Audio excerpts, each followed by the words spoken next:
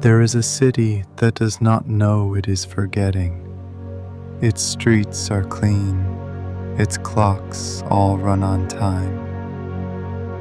But something is missing, not stolen, not erased, just absent. Like a word left unfinished in a dream. In this city, people rise each day with names in their mouths, names that dissolve before the first glass of water. They greet one another warmly, but never by name, and never for long. No one remembers the law that forbade memory. Perhaps there was no law. Perhaps forgetting is the only thing that was ever enforced. There are no mirrors in the city, only windows. But the windows do not look out, they look in. There is a hall near the center.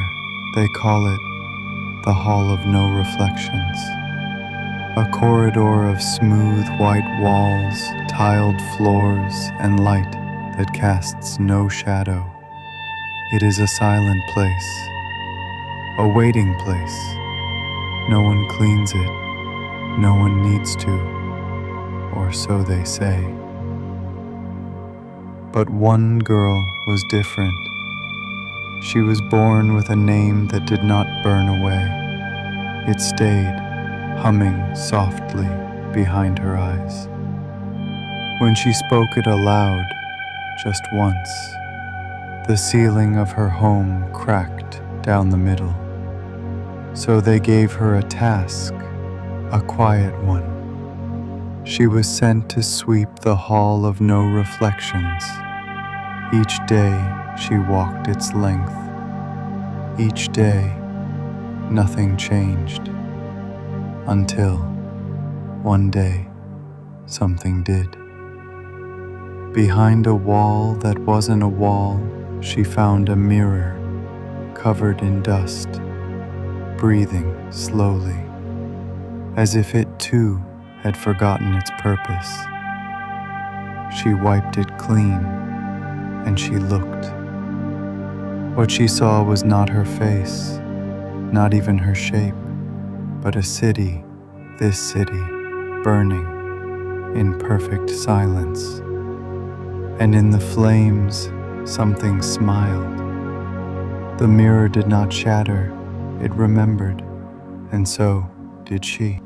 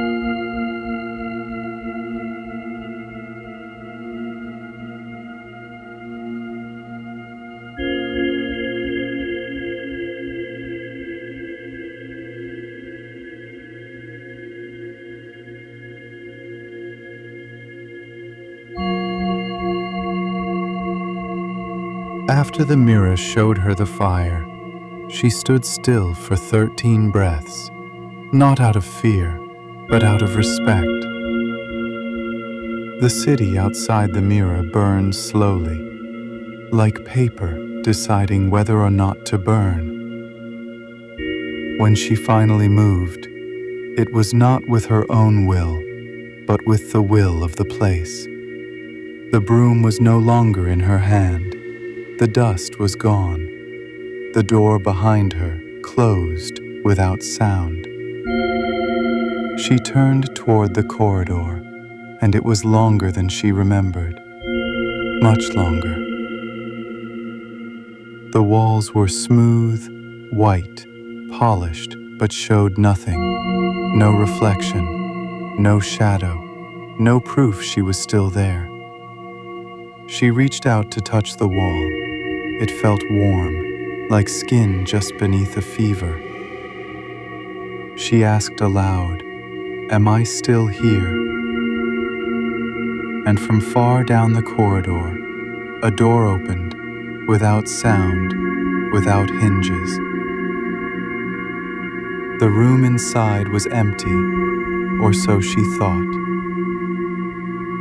until she noticed the chair, made of black iron and bone, placed precisely in the center, facing a wall that pulsed. She didn't sit, but her knees bent anyway. The room wanted her seated.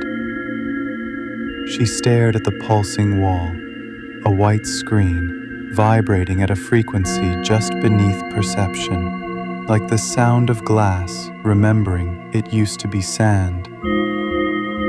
A word appeared, burned faintly into the surface. It was a name, but not hers, or maybe not yet. As she tried to speak it, the room whispered back in symbols, not sound, not voice, but shifts in temperature and pressure and direction. She stood again, but now the walls curved, the floor bent gently upward at the corners. There were no straight lines anymore, only decisions being made by the building itself. A long mirror hung at the end of this new corridor, but when she looked into it, there was only fire, again. But this time, inside the fire, there were wings and a face, half hers, half not. The fire smiled. She turned away, not out of fear, but because she knew whatever was smiling was not yet finished with her. Behind her, the door closed again, but it did not latch. It waited, like a question left unanswered.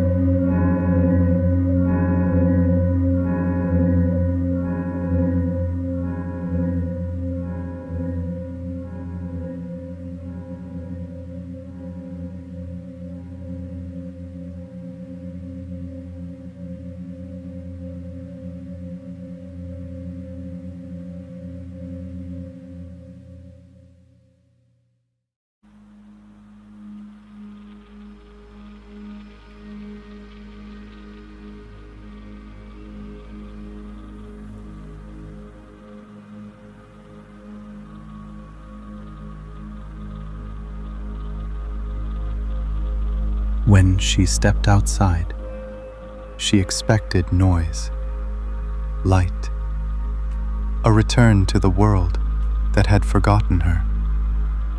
But the world had changed, or perhaps only her eyes had. The street was the same.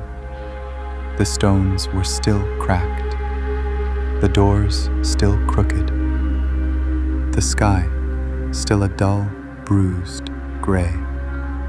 And yet, beneath it all, something moved. Not wind, not rats, but language, written in breath and dust and motionless birds. She walked slowly as if not to wake the city, or to avoid waking herself.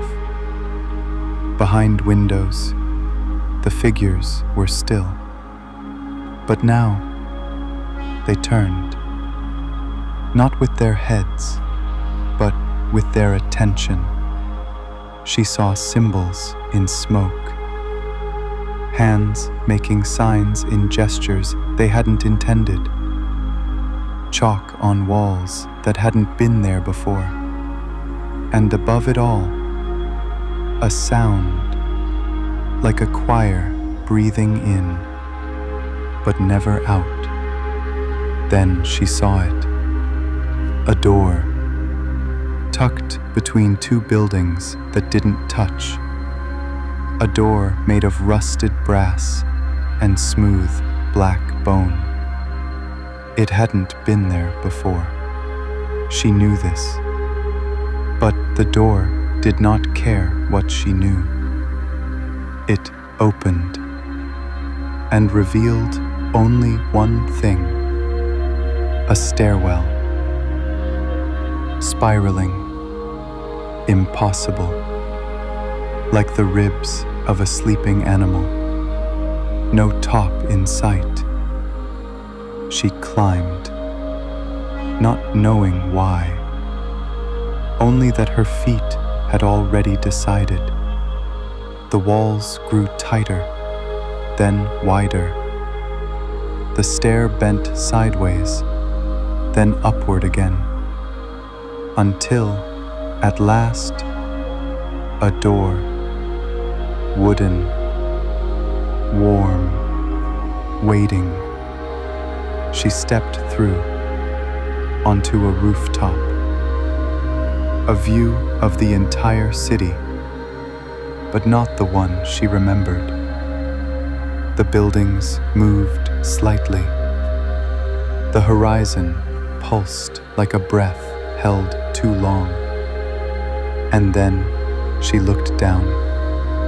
In the courtyard far below, a fire, too perfect, too round. But it wasn't fire. It was a hole, or a door, or a memory too ancient to name. A shape stood beside her, tall, silent, not casting a shadow, but absorbing them. She didn't need to turn. She already knew. The voice came like wind through ribs, low, final, not cruel, just finished. It has all been a dream, he said. But the end is not.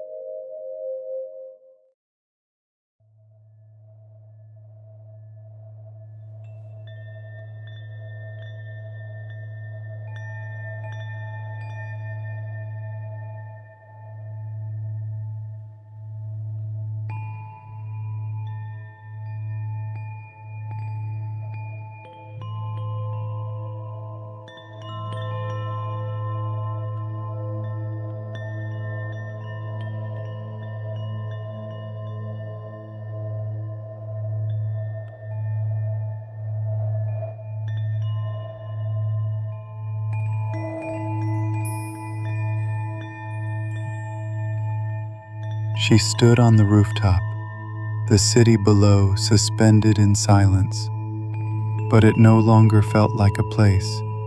It felt like a husk, shed by something older than time. The fire at the building's base pulsed without smoke, glowing like a wound that remembered her name. Someone stood beside her, not man, not shadow, something else. His shape shifted with the wind, and his presence held the silence like a held breath. She turned, and without speaking, gave her answer. Yes, she would give up the comfort of forgetting. She would walk away from the body that once sheltered her. She would become what she already was. He raised one hand, not to command, to acknowledge. Then came the whisper, so soft it trembled inside her spine. Do not fall forward, fall inward. She obeyed. As her eyes fixed on the fire below, her breath slowed, her pulse softened, and something shifted. Her second self, the one behind her ribs, stepped slightly aside, slipping free of the skin without resistance. That was all it took. She stepped into the fire and did not burn. Instead, she fell, not downward, but inward. There was no ground, no heat, only forgetting, like the space between a dream and the memory of a dream. When her eyes opened, the sky was gone. In its place, drifting color, breathing slowly. The floor beneath her pulsed, not stone, but thought, alive, remembering her. Shapes moved at the edges, symbols she had seen once in chalk, the silence of a choir she never heard. Her own face, split in two, one smiled, one wept. She tried to speak, but her voice escaped as blue light, then red, then something colder. This was not a place. It was an echo, a memory taking form. She walked forward, or thought she did. Direction no longer mattered.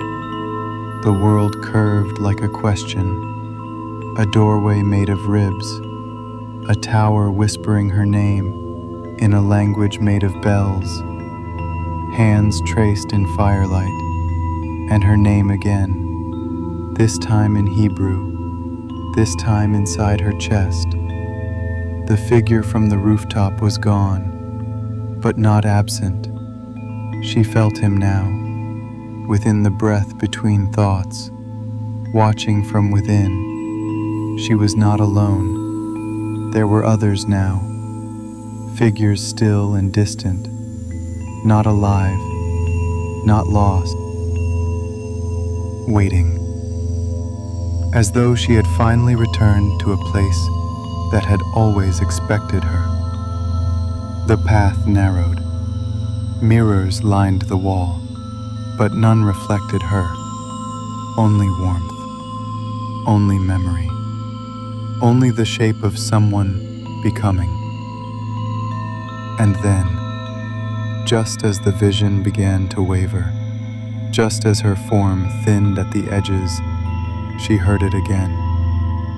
That first breath, from long ago. But now, it exhaled, and everything began to burn.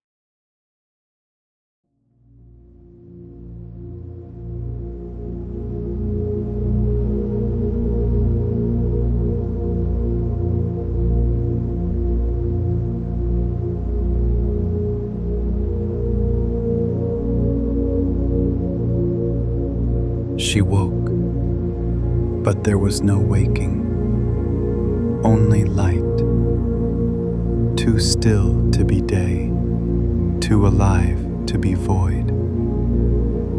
The city, or what was left of it, crumbled without weight. Buildings bowed like paper under breath, streets folded into sky. She moved through it, but her feet left no trace. Not because she was light, but because the world no longer needed footprints. Where the fire once burned, now stood a circle, not drawn, remembered, not glowing, but open. Inside it, no flame, no portal, just stillness. And in that stillness, everything. She felt her name begin to leave her, not forgotten, released, like a letter returned to the hand that first shaped it. A hooded figure waited, where sky met ash. No grin, no shadow games. He knelt. She passed him, and he said nothing, because there was nothing left to say. The path narrowed again, only now it was not a path, but a beam of silence, stretched across the spine of heaven. She followed, and the silence grew louder. It devoured questions. It erased shapes. It fed on memory, until even memory dissolved like ink in snow. Then she stood still, at the center of the center, and there it was. Not God, not answer, not peace, but beauty. The kind that does not ask to be seen. The kind that just is. She wept, not from sadness, from symmetry. And then she was not. The silence bowed and swallowed the sun.